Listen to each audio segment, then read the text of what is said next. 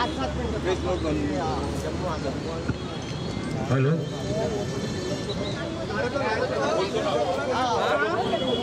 जिंदाबाद जिंदाबाद जिंदाबाद, हमारी प्रशासन जिंदाबाद जिंदाबाद जिंदाबाद, फुटपाथ दुकानदार एकता जिंदाबाद जिंदाबाद जिंदाबाद, फुटपाथ दुकानदार एकता जिंदाबाद जिंदाबाद जिंदाबाद, फुटपाथ दुकानदार एकता जिंदाबाद जिंदाबाद जिंदाबाद, फुटपाथ दुकानदारों को उजाड़ना बंद करो, बंद करो, बंद करो, फुटपाथ दुकानदारों को उजाड़ना बंद करो, बंद करो, बंद करो। अरे गैर कानूनी कार्रवाई पे रोक लगाओ, रोक लगाओ, रोक लगाओ। अरे गैर कानूनी कार्रवाई पे रोक लगाओ, रोक लगाओ, रोक लगाओ। अरे निगम प्रशासन, पुलिस प्रशासन, होश में आओ, होश में आओ, होश में आओ। अरे निगम प्रशासन, पुलिस प्रशासन की गुंडागर्दी नहीं चलेगी।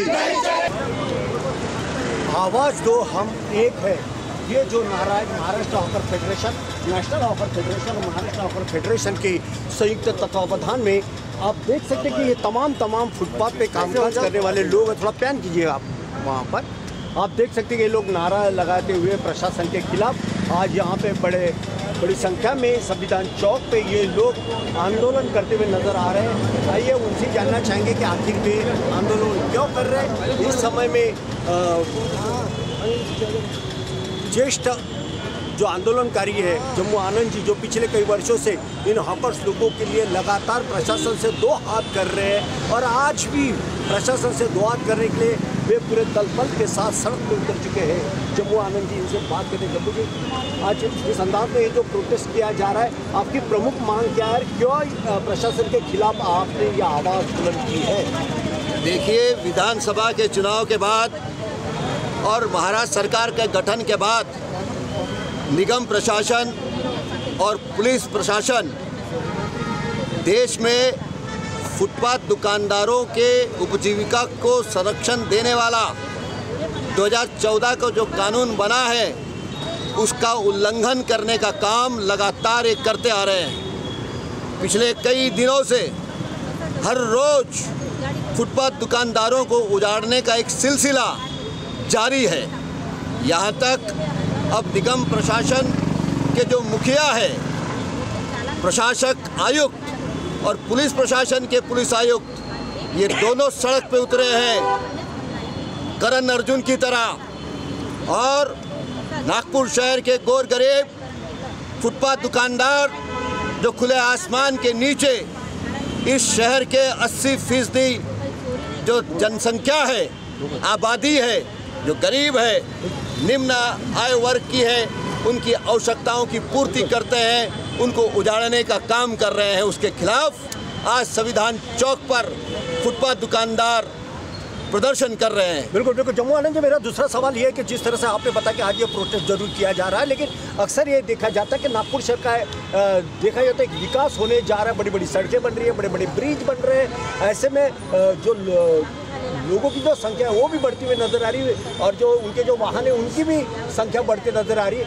ऐसे में फुटपाथ पे दुकानदार जो अवैध तरीके से जो बैठे, क्या आपको नहीं लगता कि राहगीरों को इसको काफ़ी तकलीफ होती है? क्या कहना चाहोगे इस बारे को लेकर? पहली बात तो ये समझ सबकी दुरुस्त हो जानी चाहिए। शहर किसी नेता की या अधिकारियों की बाप की जागीर नहीं है। शहर ये आम आदमी की शहर है। ये शहर उन लोगों का है जो शहर को बनाते हैं। इसलिए ये शहर की सड़कें तुम्हारे और मेरे पैसे से बनती है।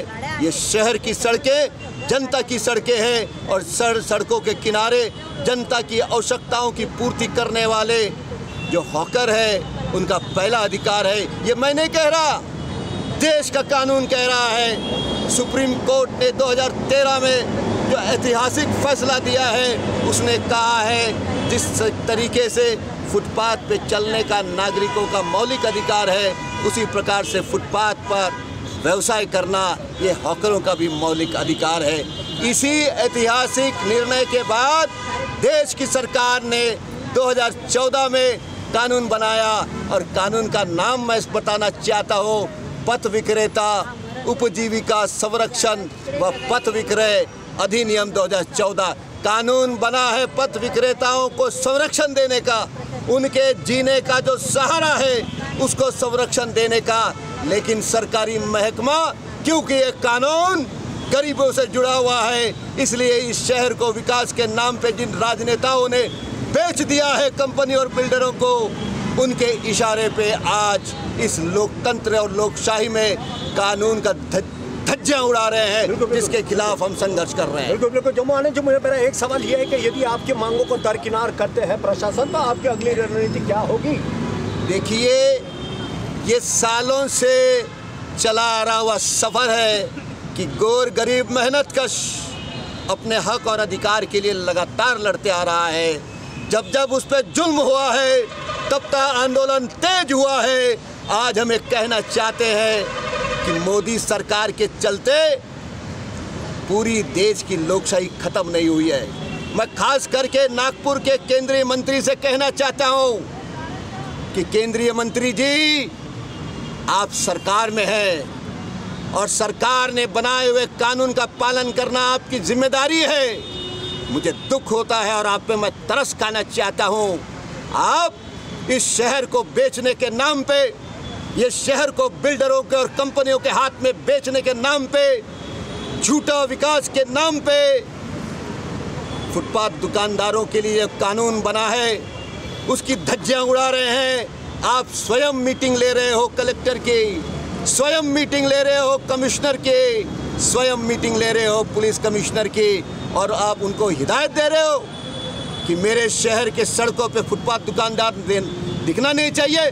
मैं आपसे कहना चाहता हूँ गडकरी साहब, ये नागपुर शहर आपकी निजी जागीर नहीं है।